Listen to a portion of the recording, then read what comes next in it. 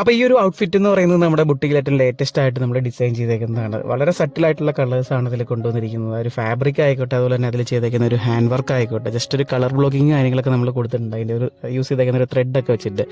അപ്പം ഇതൊരു ഡേ ഫംഗ്ഷന് വേണ്ടിയിട്ട് നമ്മൾ ഡിസൈൻ ചെയ്ത ഒരു ഡ്രസ്സാണ്. അപ്പോൾ ശരിക്കും ഉദാഹരണം പറയുകയാണെന്നുണ്ടെങ്കിൽ ഇപ്പം എന്താ പറയുക, ഒരു ചർച്ചിലൊക്കെ വെച്ച് നടത്തുന്ന ഒരു ബ്രൈഡൽ ഫംഗ്ഷൻ, അതുപോലെ തന്നെ ബാപ്റ്റിസം, അങ്ങനെയുള്ള കാര്യങ്ങൾക്കൊക്കെ വേണ്ടിയിട്ട് മാച്ചിങ് ആവുന്ന രീതിയിലാണ്. അപ്പോൾ ഇപ്പോൾ എന്ന് പറഞ്ഞു കഴിഞ്ഞാൽ ഒരു ബ്രൈഡൽ ഫംഗ്ഷനൊക്കെ അല്ലെങ്കിൽ ഒരു വെഡ്ഡിങ്ങിന് എല്ലാവരും ഒരു ഫാമിലി മൊത്തം ഏതെങ്കിലും ഒരു കളർ ഫോളോ ചെയ്തിട്ട് അല്ലെങ്കിൽ ഒരു ഡിസൈൻ ഫോളോ ചെയ്തിട്ടാണ്, എല്ലാം സെയിം ആയിരിക്കും. അപ്പം ഇതിൽ ഏറ്റവും ഇമ്പോർട്ടൻ്റ് കാര്യമാണ് കളർ, നമ്മൾ ചൂസ് ചെയ്യുന്ന ഒരു കളർ. അത് കഴിഞ്ഞിട്ടാണ് നമ്മൾ അതിൽ ഏതൊക്കെ ടൈപ്പ് ഡിസൈൻ വേണമെന്ന് തീരുമാനിക്കുന്നത്. അപ്പോൾ കളർ എന്ന് പറയുന്നത് ഭയങ്കര ഇമ്പോർട്ടൻ്റ് ആണ്. അപ്പം അതൊരു ഡേ ഫംഗ്ഷൻ ആണോ നൈറ്റ് ഫംഗ്ഷൻ ആണോ, ആ ഒരു ഫംഗ്ഷൻ എവിടെ വെച്ചിട്ടാണ് നടത്തുന്നത്, അങ്ങനെ ഒരുപാട് കാര്യങ്ങളുണ്ട്. പിന്നെ നമ്മൾ ആ ഒരു ഫംഗ്ഷന് വിളിക്കുന്ന അവരുടെ കൂടെ ഒക്കെ നമുക്ക് ഫോട്ടോസൊക്കെ എടുക്കാനുള്ളതാണ്. അപ്പോൾ നമ്മൾ ആ ഒരു ഡ്രസ്സ് ധരിക്കുന്ന കാര്യത്തിൽ അത്രയും റെസ്പോൺസിബിൾ ആയിട്ട് വേണം നമ്മൾ ആ ഒരു ഫംഗ്ഷന് പോകാൻ.